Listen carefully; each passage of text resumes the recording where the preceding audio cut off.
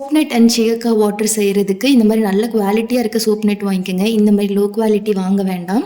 சென்டரில் வந்து ஒரு சீடு இருக்கும், அதை ரிமூவ் பண்ணிவிட்டு 1 கப் சோப் நெட்டுக்கு வந்து 1 கப் நல்லா கொதிக்கிற தண்ணி ஊற்றி மூடி வச்சுருங்க. அதே மாதிரி சீயக்காயிலையும் நல்ல குவாலிட்டியாக பார்த்து வாங்கிக்கோங்க. 1 கப் சீயக்காய்க்கு 1.5 கப் கொதிக்கிற தண்ணியை ஊற்றிட்டு 3 நாள் வந்து நல்லா அதை வந்து ஊற விட்டுருங்க.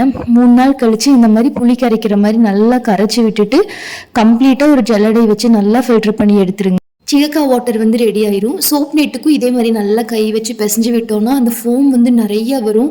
நம்ம ஷாம்புலேயே வந்து நிறைய ஃபோம் கொடுக்கறது வந்து இந்த சோப் நெட்டு தான் வந்து நிறைய ஃபோம் கொடுக்கும். சீயக்காய் வாட்டர் வந்து நல்லா கிளென்ஸ் பண்ணும்.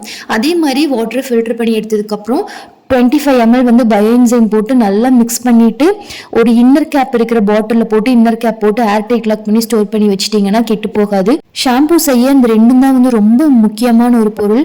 ஏதாச்சும் டவுட் இருந்துச்சுன்னா கமெண்ட் பண்ணுங்கள், கிளியர் பண்ணுறேன்.